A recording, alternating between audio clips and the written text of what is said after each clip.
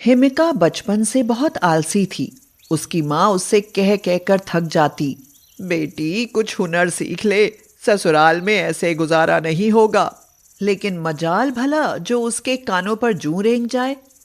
उसकी शादी भी हो गई, लेकिन उसके अंदर से आलस नहीं निकला। हिमिका की सास सविता बोली, हे भगवान, मेरे तो कर्म ही फूट गए जो ऐसी बहू मिली। दिन चढ़ गया है और वह अभी सोकर भी नहीं उठी। अरे ज्ञान, अब तू ही उसे जगा। हिमिका, उठो, अब तो उठ जाओ। देखो 9 बज गए हैं। माँ ने घर का सारा काम निपटा लिया है और तुम सो रही हो। ज्ञान, मुझे सोने दो ना। माँ से बोलो वो भी सो जाएं। काम का क्या है, वो तो बाद में भी हो जाएगा। पर इतनी प्यारी नींद दोबारा नहीं आएगी। ओ महारानी, ये तुम्हारा मायका नहीं है, ससुराल है। अभी तो मेरे हाथ पैर चल रहे हैं। कल को मैं मर गई तो तुम्हारी माँ नहीं आएगी यहाँ काम करने के लिए। हिमिका उठी और आंखें मलती हुई बाहर आकर बैठ गई। मैं ऑफिस जा रहा हूँ। तुमसे इतना नहीं होता कि मेरा खाना पैक कर दो। सब्जी कटेगी, बनेगी, आटा गूंधेगा तब रोटी बनेगी। कितना झंझट है। इससे अच्छा तो यही है कि आप खाना वहीं खा लेना। ठीक है, मैं तो वहीं खा लूंगा और तुम पूरे दिन बेड पर लेटी रहना। हे भगवान, मैं क्या करूं, इस औरत का कुछ नहीं हो सकता। ज्ञान के जाने के बाद हिमिका उठती, इधर उधर देखती कि उसकी सास घर में है या नहीं। अगर सविता बाहर चली जाती तो वह रसोई में जाकर देखती कि सासू माँ ने खाने में क्या बनाया है, और जो कुछ बना होता उसे खाकर वह फिर से लेट जाती। अरे बहू, अब उठकर नहा तो लो, या वो भी मैं ही नहलाऊं? क्या माँ जी, आप तो ना खुद आराम करती हो और ना ही मुझे करने देती हो। मेरा जब मन होगा नहा लूंगी। हाँ, इसी तरह दिन गुजरते जा रहे थे। हिमिका, 2 साल हो गए हमारी शादी को। हमारे साथ वालों के सबके बच्चे हो गए। चलो एक बार डॉक्टर के पास चलते हैं। आप भी किस झंझट में पड़ना चाहते हैं ज्ञान? पहले इलाज कराओ, फिर 9 महीने बच्चा पेट में रखो और फिर उसके बाद उसके इतने सारे काम। ना बाबा ना, मैं नहीं कर सकती इतना काम। इससे अच्छा तो एक बच्चा गोद ले लो। हिमिका, अब तो हद हो गई। तुम इतनी आलसी कैसे हो सकती हो? एक औरत का जीवन माँ बनने से पूरा होता है और तुमसे तो कुछ कहना ही बेकार है। ज्ञान और सविता दोनों आपस में बात कर रहे थे। सविता कह रही थी, ज्ञान, बहू इतनी आलसी है, पूरे दिन पलंग पर पड़ी रहती है। सोच रही हूँ कुछ दिनों के लिए तेरे बड़े भाई के पास चली जाऊं। मैं ना रहूंगी तो तब जिम्मेदारी का एहसास होगा। ठीक है माँ, आप चली जाओ। सविता अपने बड़े बेटे के घर चली गई। अब हिमिका को चिंता होने लगी। वह सोचने लगी, अब काम कौन करेगा? सुबह की चाय, नाश्ता, ज्ञान का लंच, झाड़ू पोछा, बर्तन। हे भगवान, मेरी इतनी बड़ी परीक्षा। अगले दिन अब तो माँ भी चली गई, कम से कम अब तो उठ जाओ और खाना बना लो। उई माँ, मैं मर गई। मेरा सिर दर्द से फटा जा रहा है। मैं कैसे उठूं? ओह, तो पहले क्यों नहीं बताया? चलो अच्छा, कोई बात नहीं, मैं ऑफिस में ही खा लूंगा। लेकिन देखो, तुम अपने लिए खाना जरूर बना लेना। ज्ञान बिना खाए ही चला गया। ओ ये, अब मैं मजे से लेटी रहूंगी।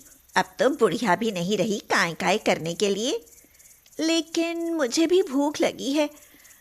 लेकिन बनाने का झंझट कौन करे? एक काम करती हूँ, जोमैटो से ऑर्डर कर देती हूँ। न बनाने का झंझट और न बर्तन धोने का। वाह, मजा आ जाएगा। हिमिका ने पिज्जा ऑर्डर किया और खाकर मजे से लेट गई। अब रोज ऐसा ही होने लगा। हिमिका कभी कुछ बहाने लगाकर लेटी रहती और ज्ञान भूखा ही चला जाता। वह ऑनलाइन खाना ऑर्डर करती और खा पीकर पूरे दिन आराम फरमाती। क्या बात है हिमिका, मुझे घर में कुछ खाने का सामान दिखाई नहीं देता। आखिर तुम खाती क्या हो? क्या खाती हूँ? दलिया खिचड़ी बनाकर खा लेती हूँ। माँ जी क्या गई, मुझे तो बीमारियों ने पकड़ लिया। लगता है ज्ञान, अब ज्यादा दिन नहीं जीऊंगी मैं। ज्ञान उसकी बातें सुनकर परेशान हो गया।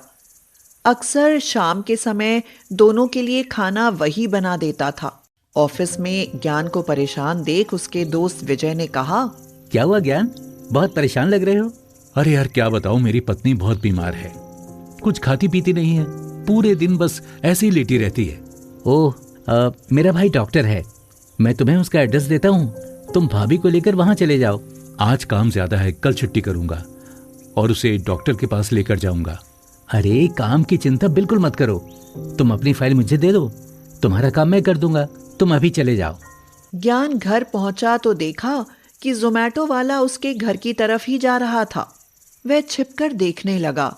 ओह, तो ये बात है, मैडम ऑनलाइन खाना मंगाती हैं, इसलिए इसका घर में खाना नहीं बनता। और ये तो मुझे बिल्कुल फिट दिखाई दे रही है, अभी इसे सबक सिखाता हूँ। वह कुछ देर रुककर घर गया। तब तक हिमिका खाकर खाली डिब्बा कूड़े में फेंक चुकी थी। ज्ञान को देखकर वह चौंक गई और उसने हैरानी से पूछा, आप इस समय और यहाँ? हिमिका, जल्दी तैयार हो जाओ, हॉस्पिटल चलना है। तुम्हारा चेकअप कराना बहुत जरूरी है, वैसे भी तुम बहुत कमजोर होती जा रही हो। अरे नहीं ज्ञान, इतना परेशान होने की क्या जरूरत है, कुछ दिनों में ठीक हो जाऊंगी। नहीं नहीं नहीं नहीं, मैं कुछ नहीं सुनूंगा, हॉस्पिटल तो चलना ही पड़ेगा तुम्हें। देखो, मैं तुम्हारी सेहत के साथ लापरवाही नहीं कर सकता।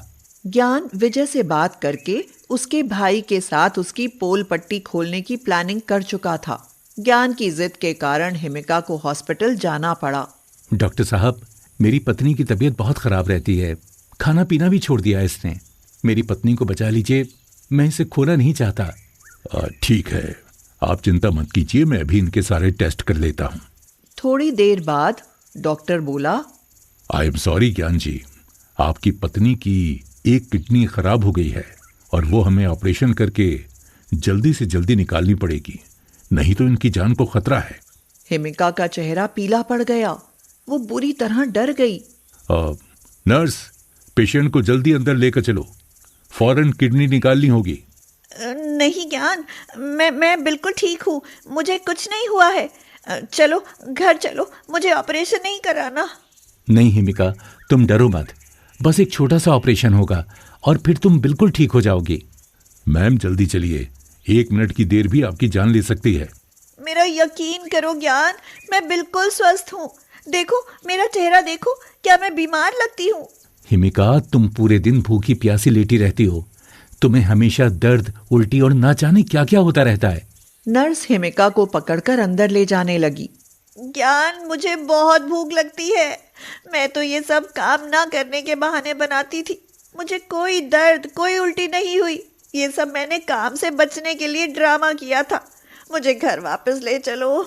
देखो, ये सब तुम ऑपरेशन से बचने के लिए कह रही हो, झूठ बोल रही हो ना तुम?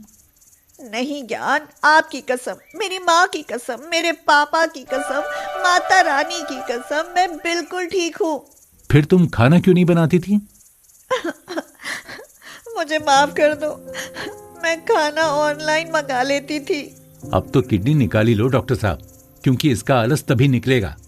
अब मैं कभी आलस नहीं करूंगी, समय से पहले सारे काम करूंगी, लेकिन मुझे यहाँ से ले चलो, मुझे माफ कर दो ज्ञान, अब आप जो कहेंगे मैं वही करूंगी।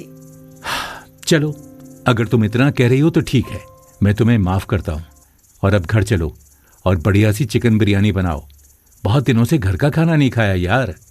चलो ठीक है, घर चलो, मैं बनाती हूँ। और इस तरह ज्ञान ने अपनी आलसी पत्नी की अकल ठिकाने लगाई।